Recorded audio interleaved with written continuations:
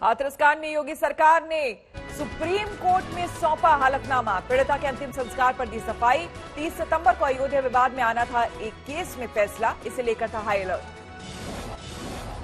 सरकार के मुताबिक अयोध्या केस में फैसले के मद्देनजर सुरक्षा वजहों को ध्यान में रखते हुए रात में किया गया मृतक का अंतिम संस्कार। सुबह हिंसा की आशंका को टाला गया। योगी सरकार के मुताबिक अंतिम संस्कार से पहले पीड़िता के परिजनों से इजाजत ली गई। उनकी मौजूदगी में हुआ अंतिम संस्कार। सरकार के मुताबिक जिस दिन पीड़िता की बॉडी को गांव लाया गया, गांव पहुंच चुके थे भीम आर्मी के समर्थक। एम्बुलेंस को रोकने की कोशिश की, जाति हिंसा भड़काने का जिक्र।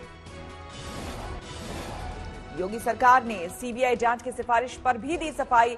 जातिगत दंगे भड़काने की साजिश को देखते हुए सीबीआई जांच की सिफारिश की। हालांकि जांच में राज्य की एजेंसी सक्षम। हाथरस कांड में प्रवर्तन निदेशालय की भी एंट्री। हिंसा भड़काने के लिए विदेशी फंडिंग की जल्द जांच कर सकती है ईडी की टीम।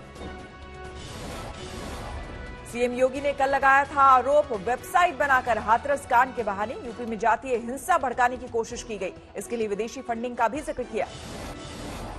हाथरस जा रहे 4 शख्स गिरफ्तार। सभी का ताल्लुक पॉपुलर फ्रंट ऑफ इंडिया से। इनके पास मिला माहौल खराब करने वाला संदिग्ध साहित्य।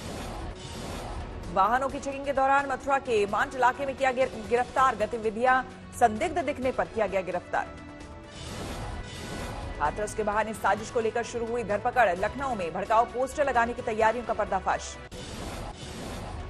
सीएम योगी का आरोप, हाथरस के बहाने राज्य में माहौल बिगाड़ने का था पूरा प्लान। एंटी सीए प्रोटेस्ट की तर्ज पर तैयार थी माहौल बिगाड़ने की प्लानिंग। जस्टिस फॉर हाथरस नाम की वेबसाइट पर जांच एजेंसीज को मिली कई आपत्तिजनक सामग्री।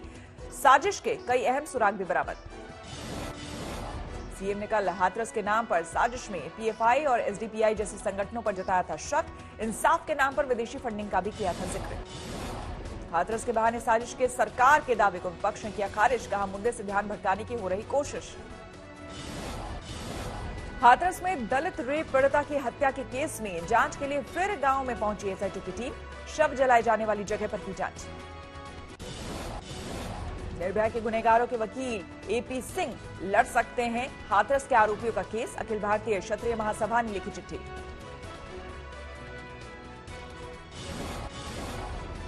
हाथरस मामले में दाखिल पीआईएल पर आज सुनवाई करेगा सुप्रीम कोर्ट। सीबीआई जांच और केस को दिल्ली ट्रांसफर करने की मांग को लेकर है जनहित याचिका। हाथरस की एक और बलात्कार पीड़िता ने तोड़ा दम। अलीगढ़ में वारदात के 15 दिन बाद बलात्कार के शिकार 6 साल की मासूम की मौत।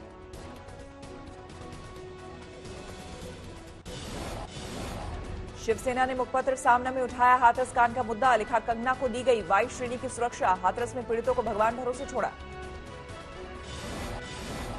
सामना में हाथरस कांड में सीबीआई जांच पर भी उठाए गए सवाल। कहा, पीड़ित न्यायिक जांच की गुहार कर रहे हैं, लेकिन कमियां छिपाने के लिए सरकार ने सीबीआई जांच की सिफारिश की। शिवसेना ने हाथरस में विपक्षी दल के नेताओं कार्यकर्ताओं पर लाठीचार्ज का उठाया मुद्दा। सामना में लिखा, अगर दलितों पर हुआ इस तरह का अत्याचार तो सड़क पर उतरेगी शिवसेना। श्रीनगर में आतंकी हमले में शहीद 2 सीआरपीएफ जवानों को दी गई श्रद्धांजलि। कल पंपोर में हुए आतंकी हमले में हुए थे शहीद। कल हुए आतंकी हमले में 5 जवान घायल भी हुए थे। सीआरपीएफ टुकड़ी पर आतंकियों ने घात लगाकर किया था हमला। 8 अक्टूबर को मनाए जाने वाले एयरफोर्स डे की जोरदार तैयारी। गाजियाबाद में हिंडन एयरबेस पर फुल ड्रेस रिहर्सल। हवाई पट्टी पर नजर आए रफेल समेत कई लड़ाकू विमान। हिंडन एयरबेस पर आसमान में दिखा जवानों का करतब। की पैराग्लाइडिंग हेलीकॉप्टर्स ने भी भरी उड़ान। अनंतनाग में सजग सुरक्षा प्रहरी की बेहद शानदार तस्वीर आई सामने। भारतीय सेना के चिनार कोर का जवान एक चट्टान से दुश्मन पर रख रहा चौकस नजर। अयोध्या में दिवाली के मद्देनजर राम की पैड़ी से तेज हुआ सौंदर्यीकरण का काम। 57 करोड़ की परियोजना। कोरोना को लेकर गुजरात हाईकोर्ट भी सख्त, बिना मास्क के घूमने और राजनीतिक रैली निकालने वाले नेताओं से जुर्माना वसूलने का फरमान। मुंबई पुलिस ने जाली सोशल मीडिया अकाउंट पर कसा शिकंजा। आईटी एक्ट के तहत दर्ज की 2 एफआईआर। एक सोशल मीडिया अकाउंट के जरिए मुंबई पुलिस कमिश्नर को बदनाम करने की साजिश का आरोप। पुलिस ने शुरू की जांच। कृषि कानून के मुद्दे पर राहुल गांधी मोदी सरकार पर बरसे।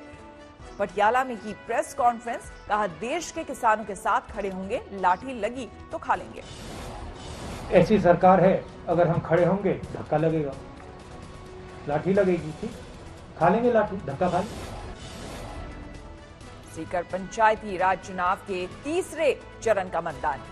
लोध पंचायत के 57 गांवों में मतदान। कोविड-19 की गाइडलाइन का पालन।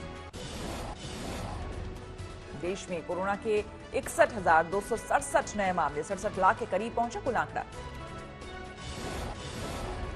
पिछले 24 घंटे में देश भर में 884 लोगों की मौत। अब तक 1,03,000 से ज्यादा की जा चुकी है जान। महाराष्ट्र में पिछले 24 घंटे में 10,224 नए मामले, 14,53,000 के पार पहुंची कुल मरीजों की संख्या। अगले साल जुलाई तक कोरोना वैक्सीन की 40 से 50 करोड़ डोज हासिल करने का टारगेट। स्वास्थ्य मंत्री का दावा, 25 करोड़ लोगों को करेंगे कवर। पुणे में 24 घंटे में 1215 नए मामले सामने आए। 3,04,000 से ज्यादा हुआ आंकड़ा। बिहार में गठबंधन से अलग होते ही जेडीयू पर हमलावर हुई। एलजेपी चिराग बोले, बिहार में जिस तरह विकास कार्य होना चाहिए वैसा नहीं हुआ। चिराग पासवान का आरोप, दशकों से वैसा का वैसा ही है बिहार, जारी है पलायन। मुख्यमंत्री नीतीश जनता की उम्मीदों पर खरे नहीं उतरे, सिर्फ घोषणा से कुछ नहीं होता। चिराग पासवान ने कहा, पीएम मोदी पर आज भी मुझे पूरा विश्वास। जब बिहार में बीजेपी केंद्र की तरह ड्राइविंग सीट पर होगी तभी मिलेगा डबल इंजन का लाभ। पर कोई बात नहीं, मैंने इस बात को कहा है कि Bihar first, Bihari first vision document को इनकॉर्पोरेट करना चाहिए। मेरा विश्वास नहीं है 7 निश्चय पर। चिराग पासवान ने कहा, पिता रामविलास पासवान को मौसम वैज्ञानिक कहा जाता है, लेकिन एलजेपी ने कभी पोस्ट पोल अलायंस नहीं किया।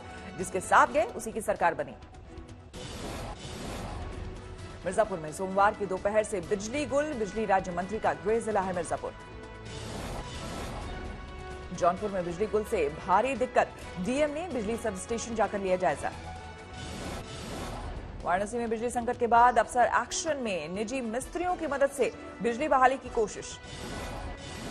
बस्ती में भी बिजली कर्मचारियों की हड़ताल पर असर। पुराना बस्ती शहर अंधेरे में डूबा। असम के बुबई गांव में पेपर लीक कांड को लेकर प्रदर्शन। सीटिंग जज से जांच और दोषियों को सजा देने की मांग।